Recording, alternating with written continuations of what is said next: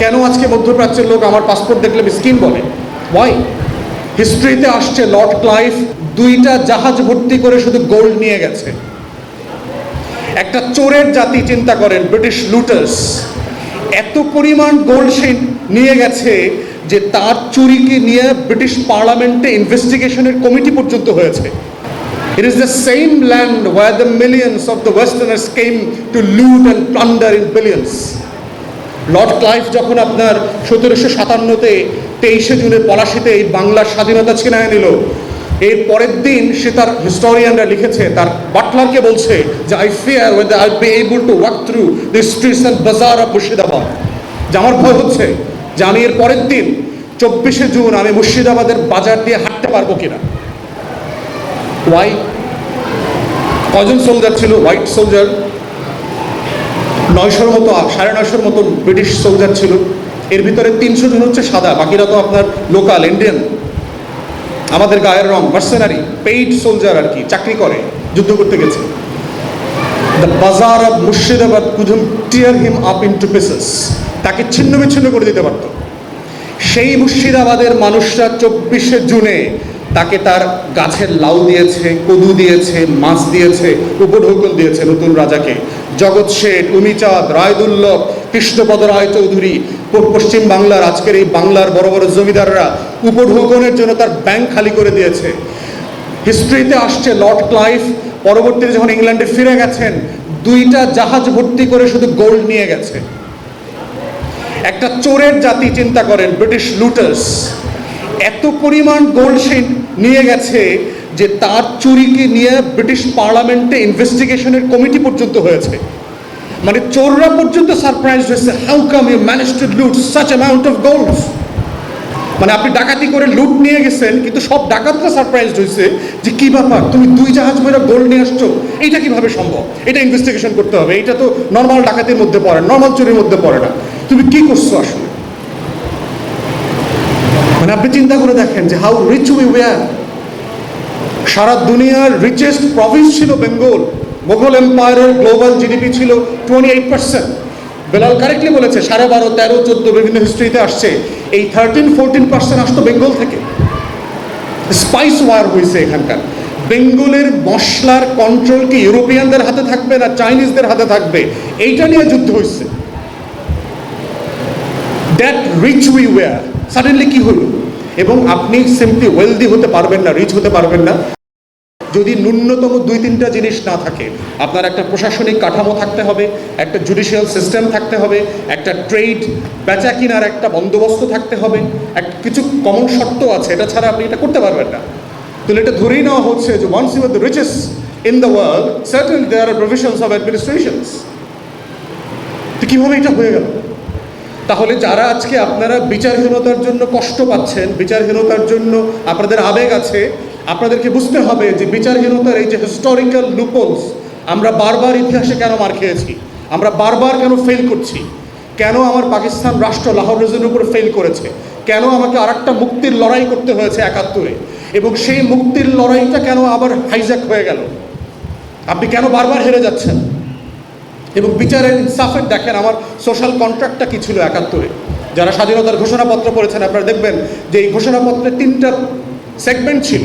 First segment ছিল অজুহাতনামাকে বলি আমি, যে ডিভোর্স সেটেলমেন্টের অজুহাতনামা, যে ঝগড়াঝাটি হয়েছে, বৈষম্য করছে, বেয়াদবি করছে, গায়ে হাত দিচ্ছে, এইসব বলা ছিল পাকিস্তানের বিরুদ্ধে।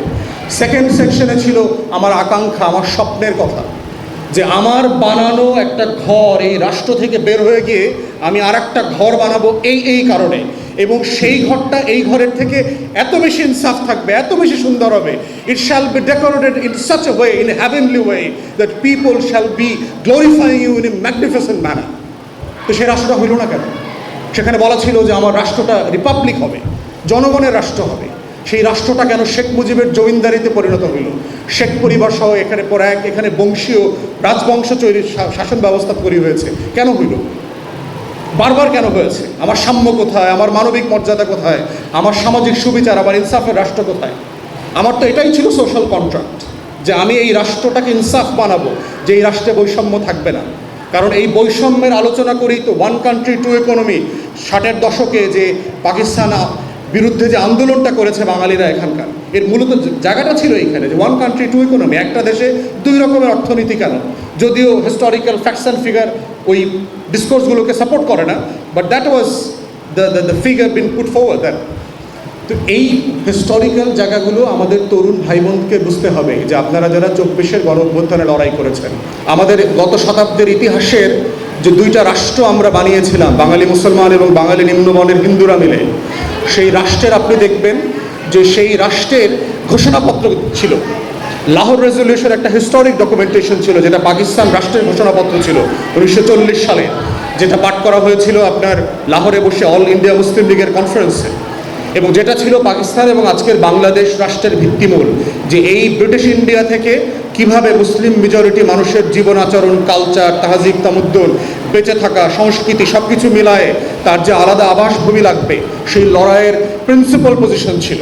এই জন্য আপনারা যারা এই গত বছরের গণ অভ্যুত্থানের তরুণ নেতৃত্ব ছিলেন, যারা অংশগ্রহণ করেছেন, আপনাদেরকে আমার ইতিহাসের এই প্রত্যেকটা ধাপ বুঝতে হবে যে কেন 17শো শতাব্দীতে the richest province on earth suddenly turned into the মিসকিন area of the world. How come? এটা তো সাডেনলি হইতে পারে না যে আমি ভেরি ওয়েলদি অ্যান্ড রিচ ছিলাম এবং আমি ওভারনাইট গরিব হয়ে গেলাম, ফকির হয়ে গেলাম, মিসকিন হয়ে গেলাম। কেন আজকে মধ্যপ্রাচ্যের লোক আমার পাসপোর্ট দেখলে মিসকিন বলে? ওয়াই? এই জন্য পৃথিবীর ভারসাম্য, এই দুনিয়ার ভারসাম্যের সাথে জড়িয়ে আছে হচ্ছে ইনসাফ, কিস্ত। এই জন্য দেখবেন যে ইনসাফ বলতে যেই ছবিগুলো, যে পিকচারগুলো সারা দুনিয়াতে ব্যবহার করা হয়, শুধু মুসলিম দেশে না অন্যান্য দেশে ব্যবহার করা হয়, সেখানেও আপনারা দেখবেন যে কতগুলো সাইন, সিম্বল ব্যবহার করে। তার ভিতরে একটা হচ্ছে দাঁড়িপাল্লা। এটা কোনো দলীয় প্রতীক না, ইনসাফের প্রতীক। বিভিন্ন দেশে দেখবেন, বিশেষ করে বিচারালয়ে, বিভিন্ন দেশের যে আদালত আছে, এই আদালতের সাইনের ওইখানে দেখবেন আপনার একটা সোর্ড ব্যবহার করে, একটা তলোয়ার ব্যবহার করে, একটা দাঁড়িপাল্লা ব্যবহার করে, একটা ভারসাম্যকে বোঝানোর জন্য আর কি, ওয়েট বোঝানোর জন্য আর কি। এবং আল্লাহ তাআলা সৃষ্টির মধ্যে বারবার এই কথাটা বলেছেন, ইনসাফের কথা বারবার বলেছেন। এবং ইবলিস কীভাবে মানুষকে ওয়াসওয়াসা দিয়ে মানুষের ভিতরকার ইনসাফ নষ্ট করে দেয়, ভারসাম্য নষ্ট করে যায়, ওই ভারসাম্যটা তৈরি করতে হচ্ছে আবার একটা তওবার দরজা খুলে দিতে হয়। ওই যে ভারসাম্যটা নষ্ট হয়ে গেছে ওয়াসওয়াসার কারণে, ওইটা আবার তওবা দিয়ে ওই ভারসাম্যটা আবার সমান্তরাল করতে হয়, ব্যালেন্স করে নিয়ে আসতে হয়। তো রাষ্ট্র যখন গুনাহ করে তখন কি হয়? এই যে রইস ভাই বলছিলেন, বেলাল বলেছে এর আগে যে বছরের পর বছর ধরে আমার দেয়ালে দেয়ালে গুমের রক্ত লেগে আছে। আমার সারা বাংলাদেশে আয়না ঘরে শত শত হাজার হাজার মানুষকে যে অন্যায়ভাবে ওখানে আটকে রাখা হয়েছিল, কারো কারো লাশ ফেরত আসে নাই, কবরের খবর নাই, কোথায় কাকে। ইলিয়াস আলীকে নাকি আপনার কর্ণফুলীতে পাথরের সাথে বেঁধে টুকরা করে ফেলে দিয়েছে। আপনাদের ইকরামুল হক সাজিদ একই রকমভাবে ওই রাষ্ট্রের যে জুলুমের রক্ত ঘেরা যে ওয়াল তৈরি হয়েছিল, সেই ওয়ালটা ভাঙতে হয়েছে তার রক্ত দিয়ে।